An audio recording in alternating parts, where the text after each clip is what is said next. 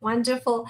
Hello and welcome everyone, all our AJOG MFM listeners, to our second episode of our new wonderful podcast series called Love, Happiness, Evidence Meets Emotion, which is based off this beautiful book called Love, Happiness by our awesome author here, Dr. Vincenzo Berghella.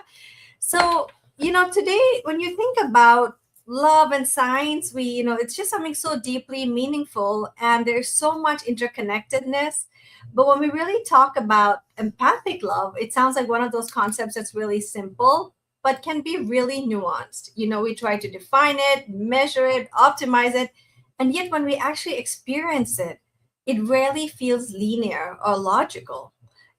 So today, our awesome author Vince has compiled lots of evidence behind what empathic love really is, how we achieve that, as well as what are all these incredible benefits of love with science-backed evidence for it.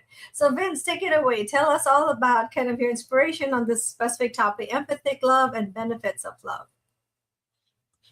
Thank you, Kavit. It's always a pleasure. So this is our second session, and last time we talked about the definition of love, and I will remind that because it has a lot to do with what you asked me. What is empathic love? So love is striving to help the other be happy. I think that's the best definition, and it's really the definition of empathic love. I mentioned last time how when I was younger, in my teenage years or early 20s. I had a relationship that lasted a year and a half, and then couldn't get to that 2-year mark because probably I was still living in the passionate love in the time in which your partner looks perfect and you have rose-tinted glasses, and you live in la la land and you're so happy and crazy in love. But empathic love, what we're going to cover today, it's different than that. It's the next stage, and can be called anything. It could be called compassionate love, maybe mature love. I like the term long-term love. It's something what we all like to get to. Like I said before, movies kind of cover it, the dating, and then you're finally together. Maybe they cover some passionate love, but they never cover empathic love, which is when you really, from selfish, in passionate love, you become altruistic and you really want to see the other person kind of achieve her or his or they own well-being. There is still eros, can still be passion, but the Greek used to say it's more agape, more I live in Philadelphia, more philia. You become friends. It's not like an involuntary attraction anymore, something you have to do because of the passion, but it's something more subtle than that. It's something that it's voluntary. And actually, there's no more blindness. You actually have glasses and you can see really well. So you begin to see the flaws of the other person, some imperfection, but you buy into that. You actually say, this person has so many good qualities that are so important to me.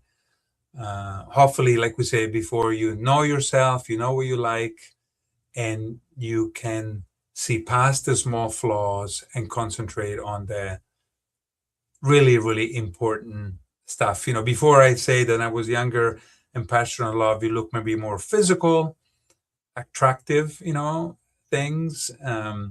Versus now you're looking at the other person, maybe altruistic qualities or honesty or, the way she or he loves you back. But it's really a phase in which you're more giving than receiving. Wow, I love that you shared that. And you're so right about what we grow up learning and understanding about love is all truly just passionate love, which we covered very much of in our first session. And I think my experience of learning about empathic love, because people actually realize they get to this point in the relationship and they're like, but how do we make it last, right? And that's where I think you see a lot of these video clips where they will interview couples that have been married to 40, 50 years, or old people, like, yeah, what is your secret to longevity or this long-term love? And I feel like anytime I watch any of those clips, it's really the whole message behind that is, forgiveness, acceptance, which are, I think, other words that people have used to describe empathic love. And so I love that you use that word, because that really highlights that that is the key to a long-term successful relationship, you know. And one of my favorite authors on love, Esther Perel, which I think, a lot of people, if you read, read stuff about love, she's written a lot about that. And on relationships, she says, love is not a constant state of enthusiasm. It's a verb, right? It's a choice. So when you kind of transition from that passionate love, sometimes people find themselves so confused as to, hey, I don't think I'm in love with this person anymore. But it's not always that. I think that's an important space to stay for a while and ask yourself, can you transition to empathy? You probably still love them. Things are becoming clear, but how do you now accept all of them? Right. And I think you highlight that really beautiful. Like, you don't only focus on what's good, but you allow yourself to honor what's less good, what might be different from what you've liked or what you've set your values to. I think I love how you've described that. Sorry, everyone's like, we can't hear you.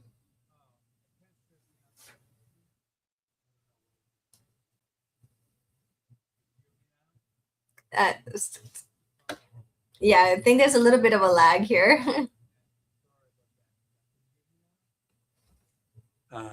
Oh, there you are. Perfect. Sorry, I don't know No, why. you're fine. Maybe I need to speak more. I don't know what this is like. I apologize to everyone. But yeah, first, I think in this phase, which hopefully lasts decades, this is the long-term part, you're really learning that a person, their attachment style, we talked about love languages, what their strengths are, even maybe their professional or personal dreams, what kind of, I know you and I took the SMFM leadership course, their DISC personality, if they're at a D or an I or an S or a C, they're emotional intelligent, they're introverted, less introverted. I remember in relationships, like I'm extroverted, if there's confusion, a band or, party or something, I'm drawn to that. But sometimes my partner were not into that. And then you have to respect that. And in fact, not force them into something they don't want to do. So if there's something really important, make sure you're aligned, you know yourself well, you know them first well. And hopefully on the things that are really, really important to you, I'll make an example, Kavita, 2 nights ago, one of our kids wouldn't sleep. And so, crawled into her bed, then she wouldn't sleep, kicking us all. Basically, I realized, unless I get out of here, she'll never sleep. It's too many, in bed. So I went upstairs and went on to the couch. But sure enough, half an hour later, while I was sleeping, a blanket, came over me. Because finally the kid has fallen asleep, and Federica put a blanket over me. Aww. Those are things, hopefully, that represent empathic love, somebody really caring about yourself. So hopefully, first I cared about her. I wanted them both to sleep, and I kind of made the choice. Let me sacrifice, go to the couch, and even better, our side. She, despite not sleeping much, she remembered that there was no blanket, where I was. So you need to behave in a way to please your partner, to kind of get to their inner soul, and try to do as much for them as you can.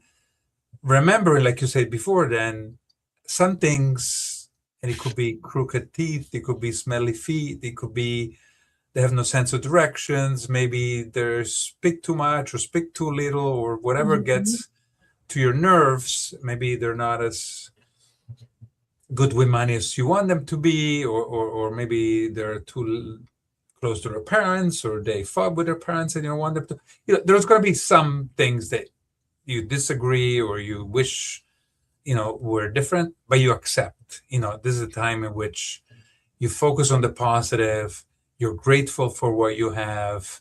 Um, those are the bases, the reasons you got together and to begin with and are carrying you, and you put away the difficulty. You have a very positive mind, and I think that the difficulty, I think, in our age is that people talk in general, not even just in relationship, too much about the negatives and not enough about the positives.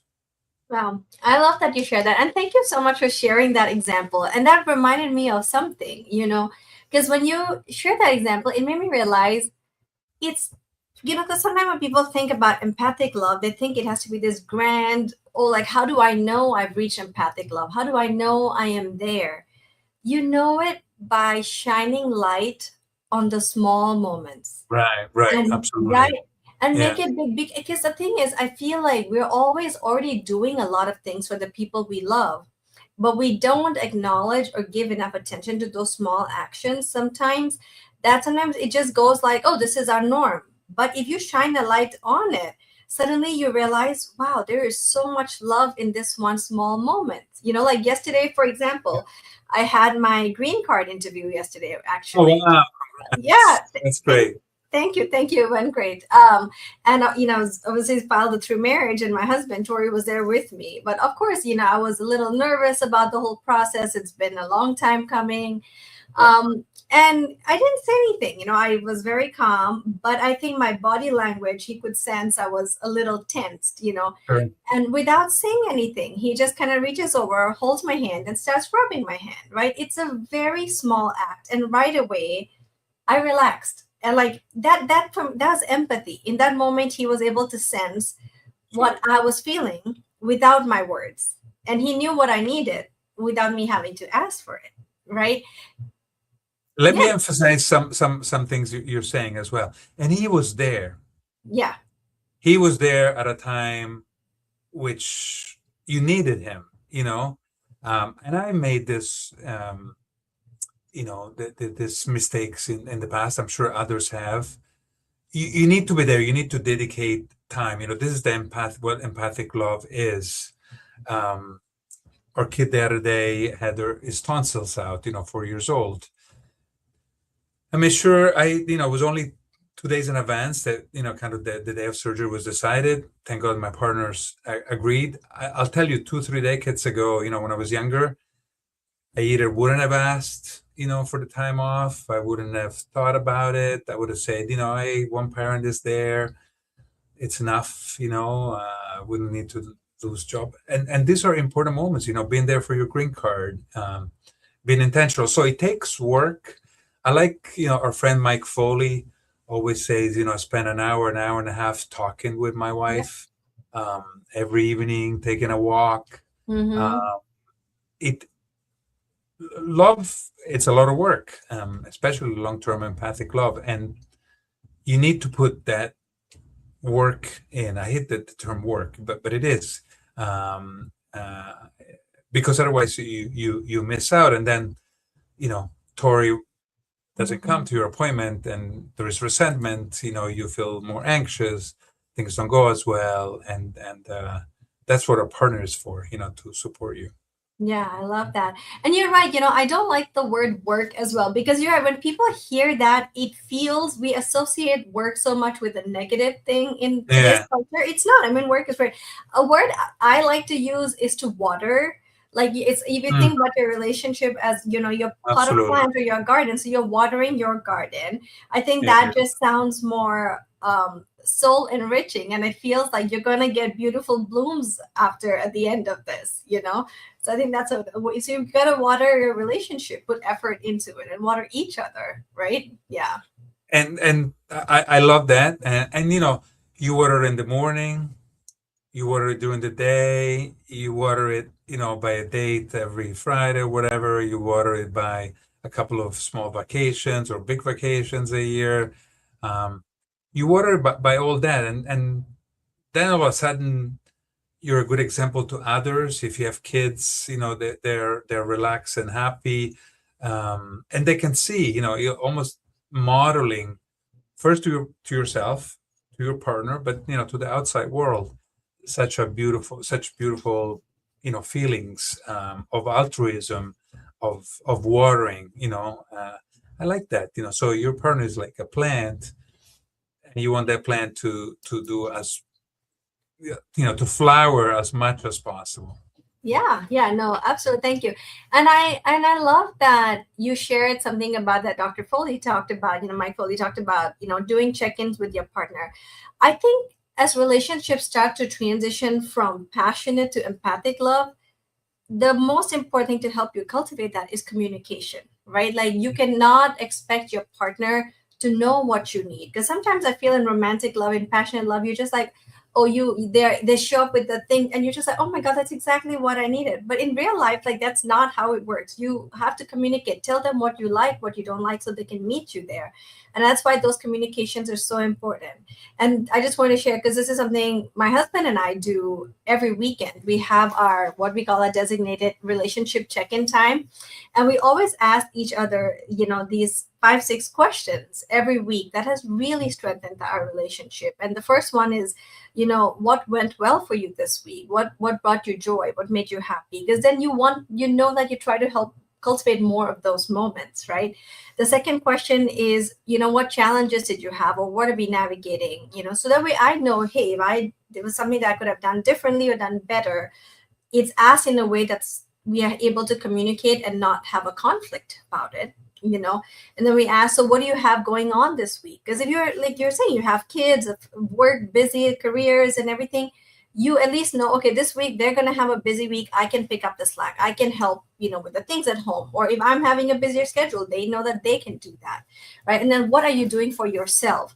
This is another really important one, because when you love someone, you also want to continue to inspire them to be their own person, to have their own dreams, their own goals, and continue to let them know, hey, I'm here to support you. What is it that you're doing for you, right? And then the next question is, what can I do differently for you? And then sometimes we'll also, as OBGYNs and MFMs, we also talk about, I think, important to talk about your sex life. How is that going?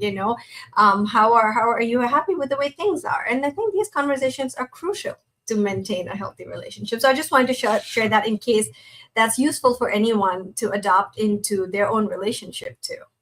Yeah, yeah, yeah. Can you hear me? No. Yeah. Okay, good.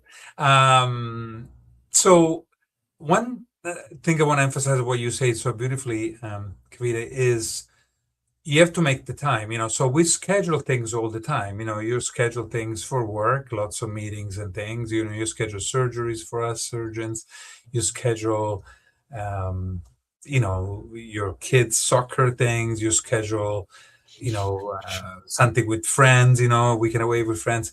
You need to schedule this Yeah. check-in times like you do with Tori, and make sure nothing gets in the way. These are the most important meetings you have, the most important bonding things, the things that are gonna make you have the best influence on your well-being in general. And we don't do that enough. We always put it at the end. We put work first. We put sometimes friends or family first, which is the kiss of death. Kids come in the way, or worries about finances or the house or whatever. And we really should instead emphasize that, for me now I've learned, how I've learned, you've asked me how I've changed through times. If I don't talk with Federica, a bunch every day, I don't feel well. I need it. It's kind of almost like, my whatever medication I need. And something I've learned makes me feel well. And this I had to teach myself. It's listening to her, because the way Mhm. it's not just she, any of us, we like to be heard. And sometimes it's just you're there supporting her. As we said before, many times in conversation, the other person conversing with you one-on-one is not looking for answers, but they're venting, they're, Mhm. kind of brainstorming whatever happened during the day to them, and finding solution themselves. Or they just want to share, they just, this is what happened to me, and they're sharing without really looking for much of a comment or advice. And I find that that's so beautiful. If you learn how to do that, it comes natural to some people more than others. It's a beautiful thing. Thank you so much for touching on that, Vince, because that's really important. Because I think a lot of people might ask, like, so is empathic love something we naturally have? Is that something we're naturally born with? Or is that something you actually have to learn and practice? And I think you hit it perfectly. I think we all have a certain amount of empathy, but various amount within us, right? Like some people are just empath, that's their strength, and some people maybe not so much. But we can learn and teach ourselves to do these things, especially if you want a long-term relationship that is feels fulfilling and empathic. You have to learn to do those things, because some people might have, I think what people might get wrong sometimes is like, oh, this is just who I am, I don't have that much empathy, or I don't function like that. That's true, but you don't have to remain that way. You can change. You can teach yourself how to become an empathic lover. And a really important way to start that is, I think, finding books or resources about how do you communicate with it that makes it sound empathy. How do you think? How do you change the way you think? And that's why I love so much about this book, because I feel like you've read so many books before you compile this. Like I know you've read Yes, dozens of books, research to make this, and you've distilled all the evidence from there. So no, thanks for yeah, highlighting that point. Yeah. yeah. I'll make one more examples. Like the other day was actually Federica's birthday, and I think I can say this publicly. There's a place called Sojo, Sojo, near New York.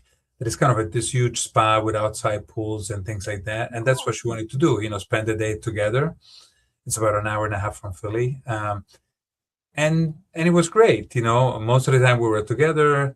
I usually don't get massage or things like that, but she now likes me to get my massage while she get hers. So we did, and we just talked probably for 5 6 hours, maybe more actually, between with the drive as well. We're talking all day long, and you just are so much happier at the end. Things that maybe were issues, again, anything. Couples talk a lot about family issues or work issues or anything.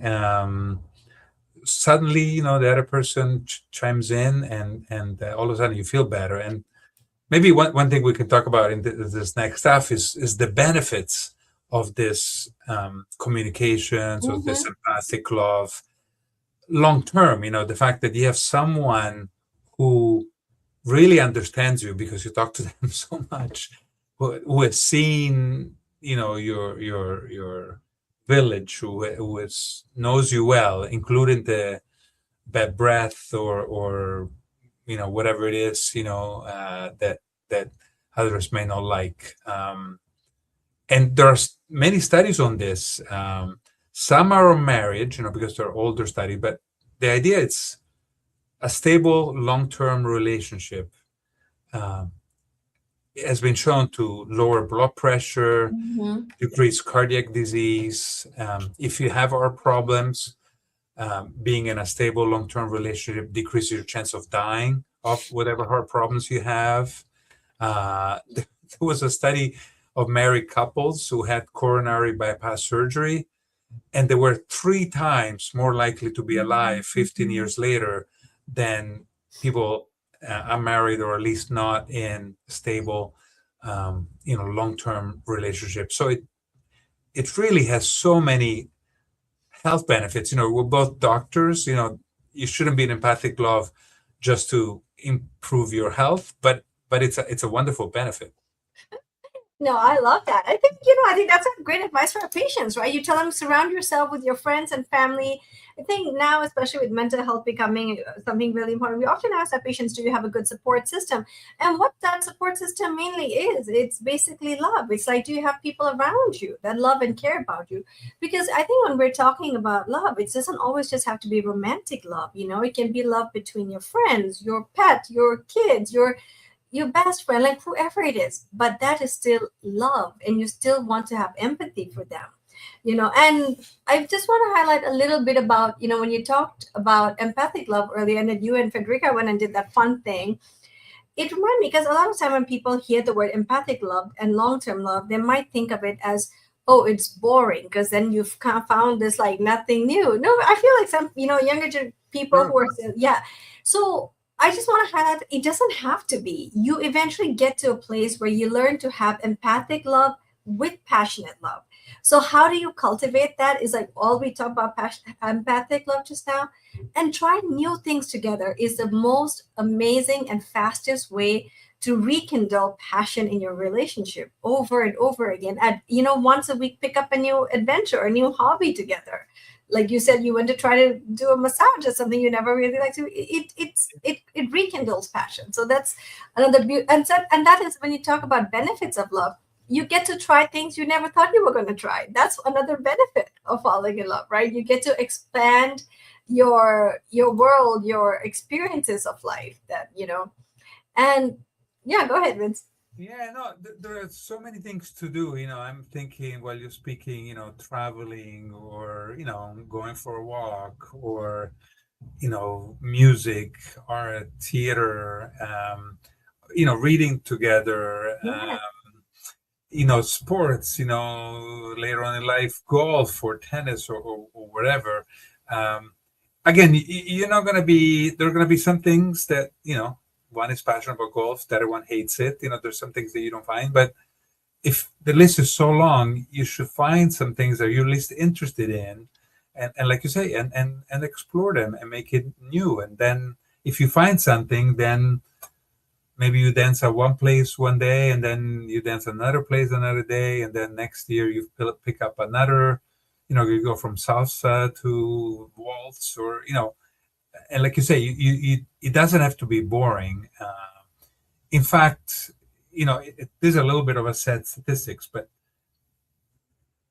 studies say that 5 to 10% of couples are in empathic love. They have Mhm. found it. So this is not. We're not talking about a pie in the sky. This happens, and those are people that you can tell are very happy because they keep on reinventing themselves. I know a very successful couple who likes biking, and they bike in Europe, they bike in the US, they go bike New York. They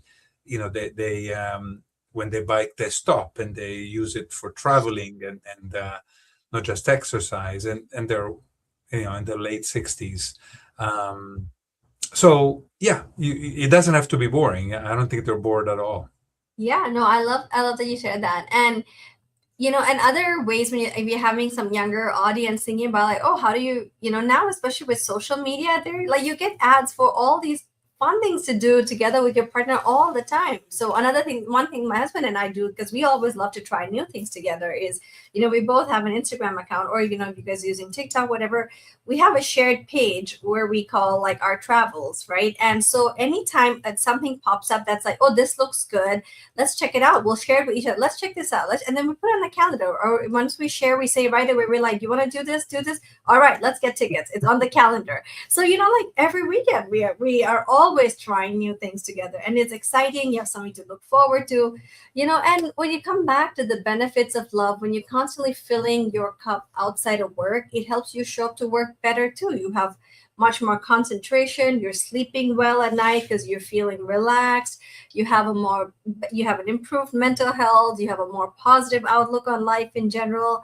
And I think, from your book, you also mentioned there's data that it can extend your life itself just by having a happy relationship by 4 to 8 years compared to unhappy relationships. So I think putting that effort into watering each other it's a win-win all around for both people, right? Yeah, it really is. And while you're talking about traveling and stuff, I'm even thinking later in life, if you like to have a cup of coffee together, it doesn't have to be the same Yes. time every time. My wife likes local bars. You can find a different bar every time. In the different bar, I'm sure they have 20 different kinds of coffee. You can try different cappuccino, macchiato, whatever at different times, and you can renew yourself, and then maybe vote on those and go back to the ones you liked, or make an anniversary with the best coffee if you like. I think it's almost a catch 22. Persons in happy long-term empathic relationships, they usually have positive attitudes and choose um, happier partners. Um, that generates better mood. Yep. Then you're in a better mood, your partner is happier. And you don't have to start, all the way here. You're gonna have your troubles at times. There's no relationship I know of that doesn't have major troubles at times. But if you know the basics, the ones we're talking about today, Kavita, then you can go back to that. You can remember the good times. You remember, again, the communication, the time together, the fact that love is loving the other one the way she or he likes. So the Hmm. altruistic nature. And if you buy into that, then things will follow. And hopefully, sometimes you fall down, your partner picks you up. Sometimes Yes. your partner falls down, you pick him or her up. Exactly. No, I love that you highlight that. And you kind of create families. It's the ripple effect, right? It's the butterfly effect. Because when you start, even if you have a healthy co-relationship with your partner, you have healthier kids that feel loved. Now they go out in the community, the way they interact with other people, they are able to spread love, they're able to show up with kindness, they create more good. And then those kids, when you surround yourselves with good people, those children also learn those good behaviors. So I think it's, at the end of the day, it's a ripple effect, and we all need to do our part to help spread that love. And then when you talked about another thing earlier about conflict, with relationships having difficult moments sometimes, this is especially when empathic love is so important, right? It's not important when things are going good. It's especially important during conflict, because if you have not learned to have empathy for each other when things are going good, it's really hard to do that when you're upset with each other. But when things are going good, that's your training ground, that you're like, we're going to keep practicing our empathy. Now, once things get hard, it's easier for you to reach into that empathy within you. It's easier for you to repair those conflicts. And that is really important, because at the end of the day, the success of a relationship, I think, comes down to how quickly and easily and in a healthy way are people able to repair conflicts. How can people learn to come back to each other after a conflict? Says a lot about the health of a relationship. Go Yeah, ahead, Miss. a couple of things I want to expand on. You said one. Sorry, Vince, I can't hear you. Oh, now Okay, it's now I can hear you. Yes, yes. okay.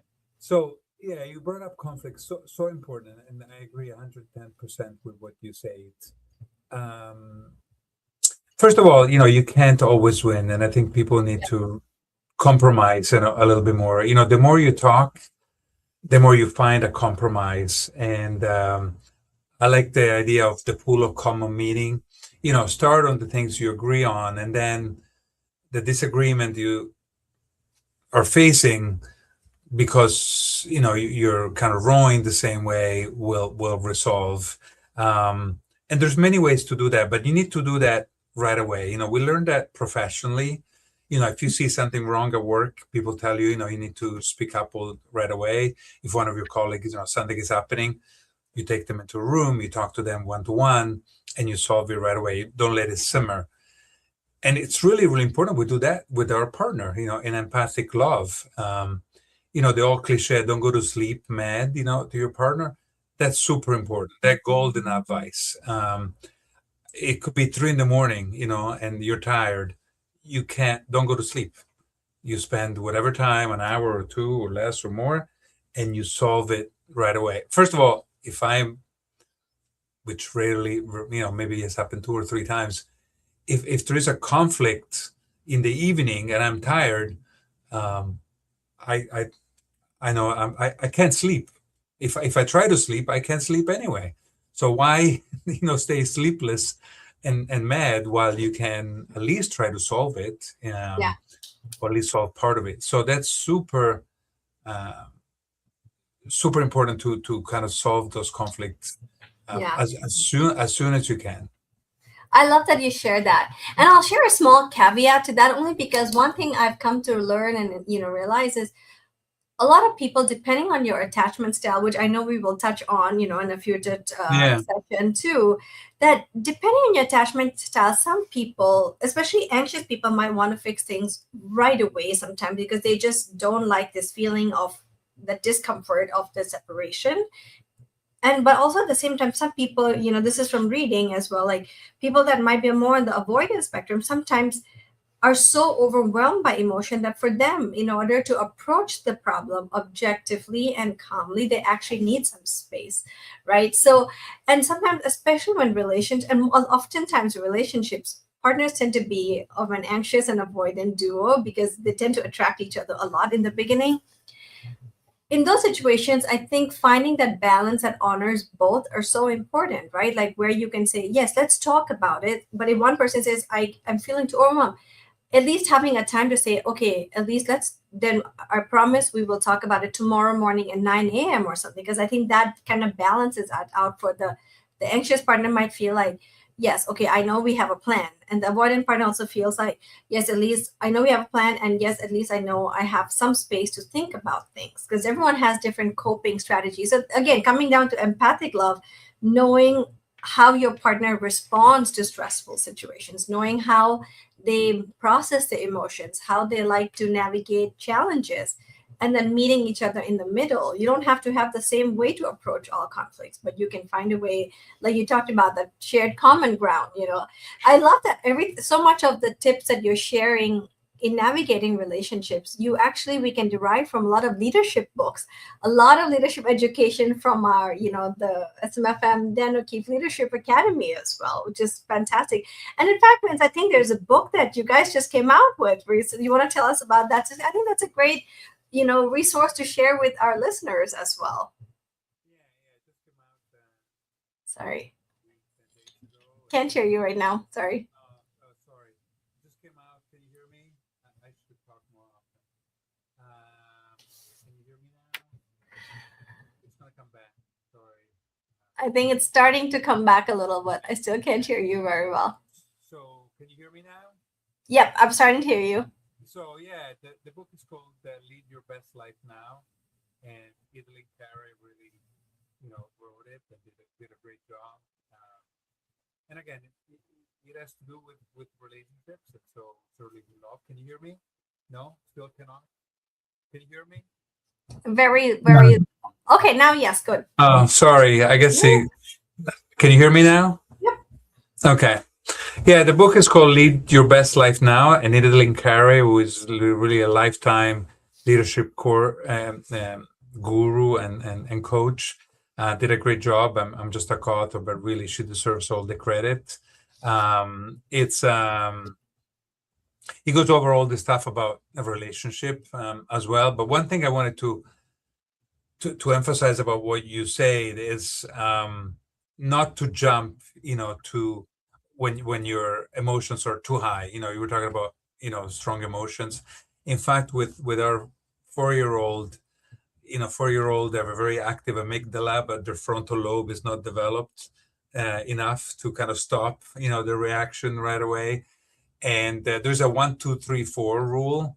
Mm. There's a cartoon character that talks about that, and basically, when you're really mad and you want to, hit or say something bad, uh, the song goes, just count to 1, 2, 3, 4, and you feel better. Just counting 1, 2, 3, 4.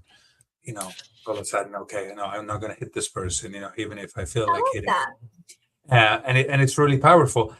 One thing in communication, and again, maybe sometimes, like you said, you need to wait a little bit to avoid the conflict. It's also how you do it, meaning Mm. you want to, there are sometimes that you need to say to your partner, look, that thing I didn't like, right? And you need to be sincere and face it as soon as you can, hopefully without your feelings being, too crazy, too high.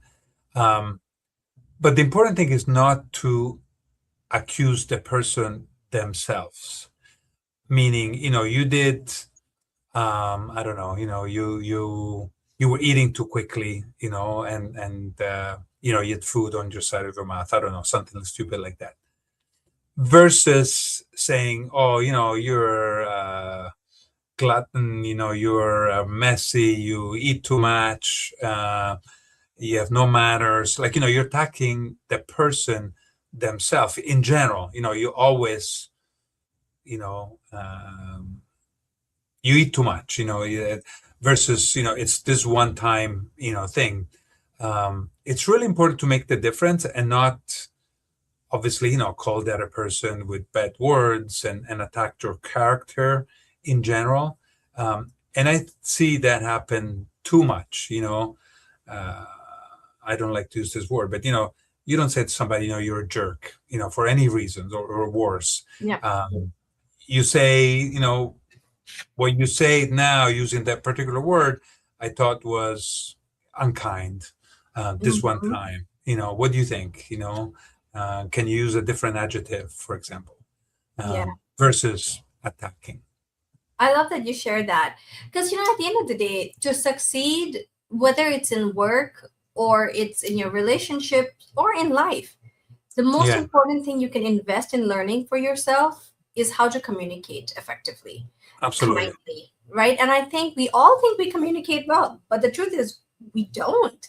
Anytime you find we don't always do it perfectly, there's always ways we can improve. And I feel like learning, trying to buy, read books or listen to audiobooks or whatever about how to communicate, what words to use or not use are so important, because how you communicate is the only way you can build something with Yeah, someone.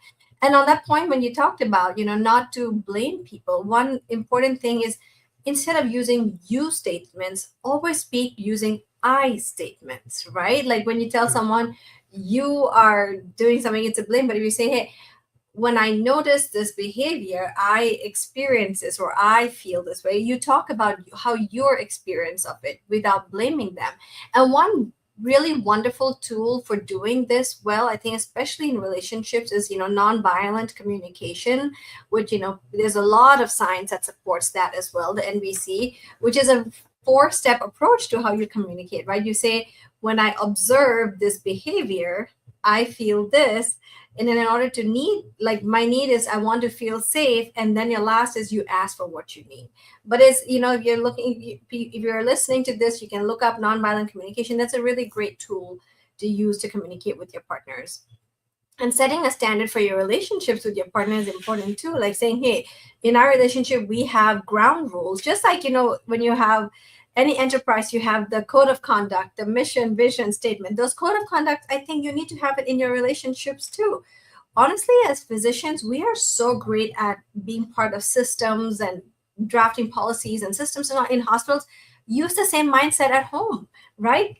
Like like my husband and I, we have a relationship agreement, like code. It sounds very, I don't know, too like evidence based perhaps, but it's something we can come back to. Go ahead, I, babe. it is so beautiful. It is so beautiful. Code of conduct for the relationship. Can you hear me?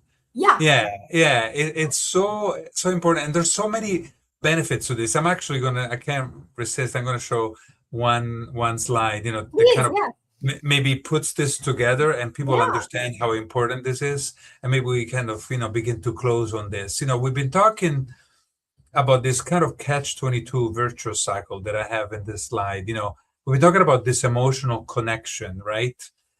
Which is comes from trust. So you can Mm-hmm. trust somebody that you can talk to them, you can tell them anything you want, as long as you do it, Mm-hmm. kindly, in a positive way, without attacking the person, like we were saying now.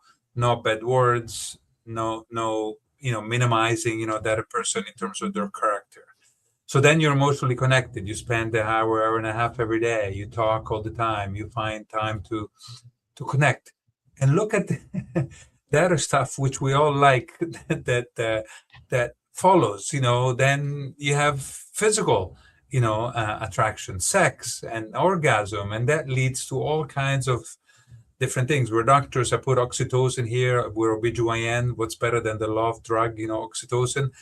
But there is endorphins and serotonin and dopamine, et cetera, et cetera. And that makes us feel better, so that we're now more trustworthy and kinder, and we can connect even better. So it's a catch 22. One beautiful study I like. that makes me laugh, but I'm not sure we mentioned before, Kavita, is if you help at home, for example, you're helping your partner. For example, now for many years now, I like doing dishes or, emptying the dishwasher or things like that. You actually get more sex, you get more connection, you get more caresses, you get more hugs, which I'm a physical touch person, are really important for me. And that's not just an impression you can have from your relationship, it's science. Yeah, for sure. So that's why this whole thing we talked about today, empathic love, emotional connection, the benefits to your health, and then you're healthier, and it all comes around and around and around in a circle. I love that. No, I love that, you call that the virtuous 22 cat cycle. I love the virtuous cycle. I love that term so much. Yeah, because I think today's episode really highlights, love isn't just something we feel, right? It's something that we have to learn to practice. And it's something that we should, just like we invest time and efforts to training for our medical careers because we know we care about showing up in that area. The same thing for love and relationships. We're not born knowing how to do this stuff. We all have to recognize that this is something we need to put time and effort into doing as well if we want to do it well. The evidence can guide us, but empathic love asks us to be present, to be self-aware, to be intentional about how we show up for others. And it takes time and effort. So I really want to wrap up this session. Thank you so much to everyone for joining, for listening, and, for sharing, this love around you wherever you are. I hope if anyone walks away from today's session, at least feeling inspired to love a little bit more empathically, we'll all make a world a little better place. Vince, any words you'd like to wrap up with? Anything you'd like to share? Any more slides you want to go over? No, you did it beautifully. Sorry, can't. Agree more. Okay. I can't agree more. With your conclusions or what you say. I think beautifully said. Can you hear me? I keep on talking. I don't know what that says. I have to fix it. I apologize. Can you hear me now? Not really. Okay, yes, Okay. now I can hear you. Go Okay. ahead. Yeah, no, you said it beautifully. We can wrap it up. I think some of this stuff should be taught in school. Should be.